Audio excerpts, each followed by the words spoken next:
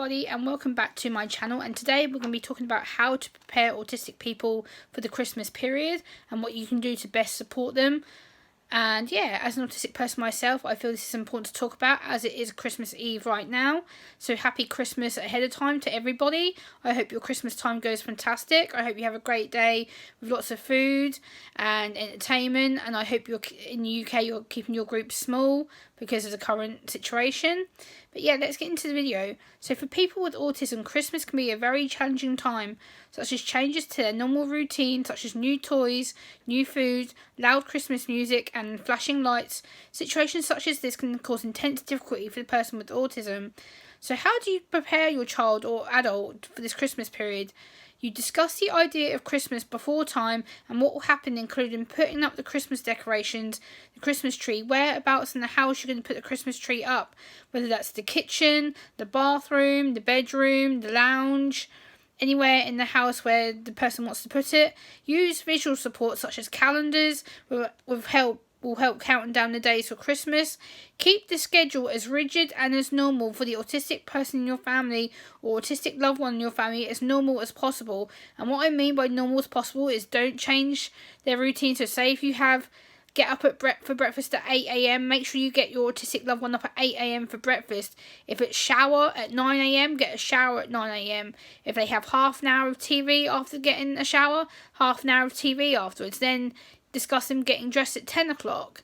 And then at 10:30, we'll go downstairs and get the tree out. Or 11 o'clock, we'll go downstairs and put the plates on the table, and the knives and forks, spoons, and cups ready for our drinks for the Christmas dinner on the table. Help me lay the table mat out. Things like that. So keep the schedule as rigid and as normal as possible.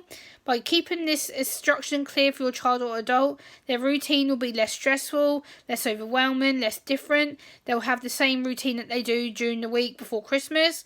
Give autistic people flexible time to open their gifts. So don't make them open it all in one shot, so spread it out. So that means open some in the morning, then having a rest and open the rest in the afternoon or evening. Let them do that. Include regular Christmas activities that you like to do around the Christmas table. So whether that's tell jokes or watch a movie or cut a Christmas pudding, a cake open, or talk about what toys they've got, or talk about why they like Christmas and what you're planning to do later on that day. Because otherwise they'll find it hard to be under stress. Keep the situation and decorations away from communal areas so it's not too bright, not too loud, not too crowded. Make sure you include them in every step what you're planning to do. So tell them you're going to put the tree up, and it's going to be bright coloured, there's going to be lights, there's going to be tinsel, there's going to be little baubles, there's going to be other things that you may hang on the tree such as chocolates, candies, peppermint sticks, all that kind of stuff. Make sure your autistic loved one knows what you're planning to do with regards to helping them.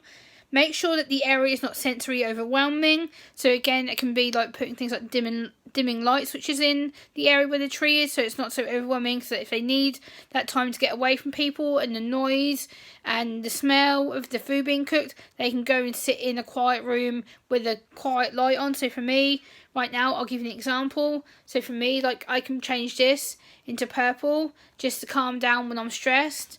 So that's kind of something that I want to talk about. But yeah, give them time to prepare what will happen for the Christmas season. So usually, like what I'm going to talk about now is food briefly and what I feel is important for the food. So Christmas time can include food like turkey, chicken, beef, lamb, or other alternative meat options, or a vegetarian dish if you are vegetarians or vegans. Get your loved ones to help you lay out the cutlery and the table mats on the table. Let them watch you do how you do it, so then they know how to prepare the table for the future. So they can see the plates, the cups, the knives, the forks, the cups, other things like the Christmas crackers. Sensory warning for autistic adults or children. Anything that you may be eating, make sure you explain to them why you're cooking it and why it's going to smell and how long it's going to smell for, because they can get sensory overwhelmed just by smell and seeing things in the oven. Make sure you spend each Christmas with your autistic loved ones in time so there's no change of routine or to not introducing them to people who are new at short notice, because they won't cope with the people being in their face, or they may smell funny, or they may act different and they're not going to be used to it. So make sure that you spend the same routine that you do every year, doing the visual support, talking through what Christmas is and how you can best help them if they have a meltdown or if they start feeling unwell. Give them a quiet area to go to. So say if they have a meltdown in the lounge, give them the opportunity to go to the kitchen or their bedroom to feel safe. Make sure you go and watch them so they're not on their own. Make sure you sit with them and just calmly tell them it's going to be okay.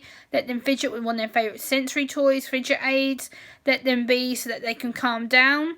And yeah, I thought that was just kind of from my own perspective. For me, I'm very used to going to a lot of places during Christmas.